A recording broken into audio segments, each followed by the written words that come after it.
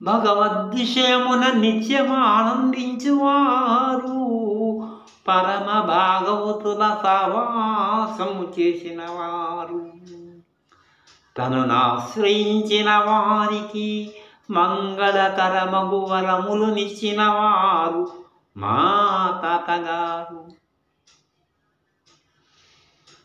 గౌతమ గోత్రోద్భవులు శ్రీ తిరుమలాచార్యుల వారికి వందనం. వేదాంతద్వయతత్వజ్ఞం మంత్రమంత్రార్థదం గురుం శ్రీమన్నారాయణాచార్య మద్గురుం సముపాస్మహే. ఈ విష్ణు సహస్రనామంలో రోజు రోజుకి ఆ నామాలు వింటూ ఉంటే కొత్త విషయాలు, పురాణ విషయాలు, లోతైనటువంటి విషయాలు, పెద్దలు చెప్పిన విషయాలు అన్నీ కూడా తెలుస్తున్నాయి, మన మనస్సుకి గోచరిస్తున్నాయి. అందులో ఈరోజు నామం వామనాయ నమః. ఇది 17వ శ్లోకంలో 2వ నామం. ఉపేంద్రో వామన ప్రాంశు అమోఘ శుచిరుచిత అపీంద్రియ సంగ్రహ సత్య ధృతాత్మ నియమోయమః. నిన్న చెప్పుకున్నాం ఉపేంద్రాయ నమః. ఇంద్రుడు 12వ వాడు, చిన్న పిల్లవాడు వచ్చాడు. ఆయన మన్ని అందరినీ కాపాడడానికి మనకి వామన అవతారాన్ని ఎత్తారు.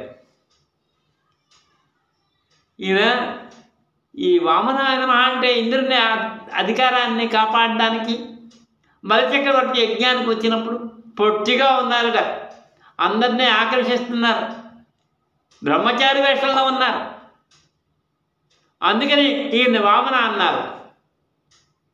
ఈయన పొట్టిగా ఉన్నారు, చిన్నగా ఉన్నారు అంటే ఏంటి అంటే చదువుకునేటువంటి వారు వినయంగా ఉండాలయా, పెద్దలకి పెరుమాళ్ళకి వినయంగా ఉండాలి, వాళ్ళు చెప్పినట్లు వినాలి, అహంకారం పనికిరాదు అని ఉపదేశిస్తున్నారు వామన స్వామి. అలాగే బ్రహ్మచారి వేషం అంటే చదువుకునేటప్పుడు బ్రహ్మచర్యం పాటించాలి. అంటే బ్రహ్మచర్యం అంటే సంధ్యావందనం చేయడం, అలాగే తగినటువంటి యజ్ఞం చేయడం, గురువులకి సేవ చేయడం, తల్లిదండ్రులకు సేవ చేయడం, బాగా చదువుకోవడం, వేద విజ్ఞానం ఇదయ్యా చిన్నప్పుడు చేయవలసేది అనేటువంటి విజ్ఞానాన్ని మనకి ఈ వామన అవతారం ద్వారా తెలుస్తుంది.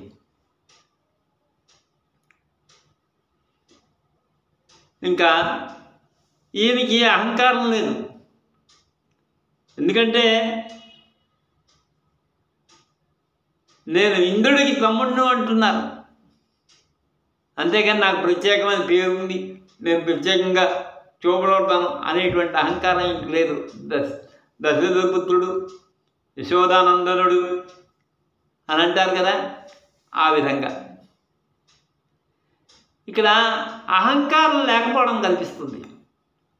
మొక్కలు చూడండి ఏ విధంగా వరి మొక్కలు బాగా ధాన్యం వచ్చిన తర్వాత వంగిపోతాయి.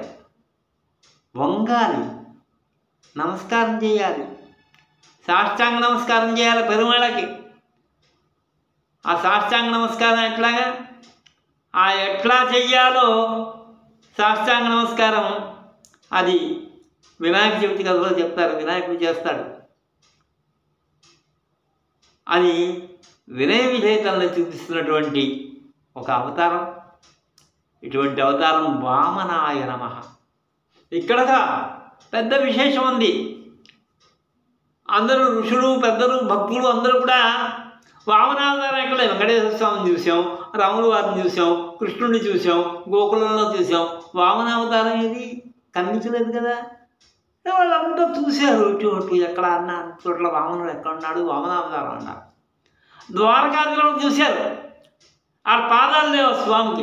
పాదాలు బలిచక్రవర్తి కింద ఉన్నారు, ఆయన పూజ చేసుకుంటున్నారు, మనకి ఇదే కనిపిస్తుందని ద్వారకాదిలోనేమో వామమూర్తి అన్నారు. అలాగే సింహాచలం చూశారు, అక్కడ కూడా పాదాలు కనిపించలేదు, ఈయనే వామనమూర్తి అన్నారు. అలాగే చిత్రకూటం వెళ్ళారు, అక్కడ స్వామి కాంతానాథుడు కనిపిస్తారు, పాదాలు లేకుండా కనిపిస్తారు, ఈయనే వామనమూర్తి అన్నారు. అలాగా ఈ వామనమూర్తిని అనేక అవతారాల్లో అనేక అర్చావతారాల్లో చూసి మురిసి ఆనందించారు మన పెద్దలందరూ కూడా. ఆ స్వామిని ధ్యానించారయ్యా. ఎందుకంటే ఇంద్రుని యొక్క కోరిక తీర్చారు వామన స్వామి. బలిచక్రవర్తి కోరికను తీర్చారు. బలిచక్రవర్తి ఐశ్వర్యం ఎక్కడా పోగలేదు. అలాగే స్వామి యొక్క పాదసేవ ఎక్కడా పోలేదు. ఆ రాజ్యము పోలేదు. పోకుండా అతని దగ్గర ఉన్నటువంటి ఇంద్రుని రాజ్యం తీసుకుని ఇంద్రునికి ఇచ్చారు. బలిచక్రవర్తి నష్టపోలేదు, ఇంద్రుడు నష్టపోలేదు. ఆ విధంగా అందరికీ కూడా మంచి చేశారు. మరి ఈ నామాన్ని మనం ధ్యానం చేస్తే గురుదోషాలు పోతాయి, గురుగ్రహం యొక్క దోషాలు పోతాయి. ఇదెందుకు చెప్తున్నానంటే మన వ్యాఖ్యానకారులు ఏం చెప్పలే, వైష్ణవ వ్యాఖ్యానకారులు చెప్పలేదు. ఎందుకంటే మామూలుగా మనం ఎవరైనా పెద్దల దగ్గర కట్టి ఎవరైనా ఈ కష్టం అంటే వామనాయన మహా అని చదువుకో అని చెప్తారు. అందుకని ఏంటంటే ఆ పెద్దల వాక్యం ప్రకారం. అలాగే ఏదైనా మీకు భూ వివాదాలు ఉంటాయి అంటే కుజ దోషాలు కూడా పోతాయి. భూ వివాదాలు, ఇక్కడ భూ వివాదం ఏంటి? ఇంద్రుడేమో నాదంటాడు, బలిచక్రవర్తి ఏమో నేనే ఆక్రమించుకున్నాను కనుక నాదే అంటాడు రాక్షసుడు కనుక. భూ వివాదం. అందుకని ఓం వామనాయ నమః అని స్మరించుకున్నట్లయితే భూ వివాదం కూడా పోతుంది. అందుకని కుజ దోషాలు పోతాయి. ఇంకా కిందటి నామంలో చెప్పుకున్నాం తల్లిదండ్రుల మీద ప్రేమ, అలా అన్నదమ్ముల మీద ప్రేమ, అలాగే తల్లిదండ్రులకి కుమారులు ఎందుకు ప్రేమ, ఇవన్నీ కలుగుతాయి. ఇంకా ఏం కలుగుతుంది? వామనుడు ఎటువంటి వాడు అంటే మహా చదువుకున్నటువంటి వాడు కదా, విద్యావంతులు కదా, చదువుకున్న వాళ్ళకి విద్య వస్తుంది. అలాగే జ్ఞానం కలుగుతుంది మనందరికీ కూడా ఈ నామాన్ని స్మరించుకున్నట్లయితే. అందుకని ఓం వామనాయ నమః అన్నారు. ఓం వామనాయ నమః అని అనుసంధించి మనం శరణాగతి చేస్తున్నాం. అందరూ కూడా శరణాగతి చేయండి. ఇంకో రహస్యం చెప్తుంది. ఆ బలిచక్రవర్తి తిరిగి బ్రహ్మచారి రూపంలో వెళ్ళి మున్నం అంగై తా అన్నారు. అంటే 3 అడుగులు భూమి మాత్రం నాకు ఇమ్మన్నారు. అంటే ఏంటి? ఏదైనా మనం పెద్దరిచ్చిందైనా సరే, ఎవరైనా ఇచ్చిందైనా సరే, తక్కువ ఇచ్చినా సరే దాన్ని ఎక్కువ చేసుకోవాలి అని. అంటే తృప్తి లేకుండా ఎక్కువగా అడగకూడదు. నాకెంత కావాలి, ఇంత చాలు అని అడగకుండా మనకి ఎంత ఇస్తే తక్కువ అడగడం, ఆ తక్కువ పుచ్చుకోవడం, దాన్ని బుద్ధి చేసుకోవడం, ఆ విధంగా చేయాలి. కానీ ఆశపోతుల్లాగా ఎక్కువగా అడగడం పనికిరాదు అని కూడా ఈ వామనుడు మనకు తెలియజేస్తున్నారు. అంటే తృప్తి ముఖ్యం, తృప్తి అనేది ముఖ్యం. అంతేకాని ఎక్కువగా నాకు ఇది కావాలి అది కావాలి అని అడగకూడదు అని వామనావతారం వల్ల తెలుసుకుంటున్నాం. అనేక నియమాలు తెలుసుకుంటున్నాం, అనేక పురాణ వచనాలని మనం తెలుసుకుంటున్నాం ఈ విష్ణు సహస్రనామం వల్ల. అందుకని ఓం వామనాయ నమః, ఓం వామనాయ నమః, ఓం వామనాయ నమః అని శరణాగతి చేశాం. సుందరాయ శుభంగాయ మంగళాయ మహోజసే శ్రీ సింహగిరినాథాయ లక్ష్మీ నృసింహాయ మంగళం.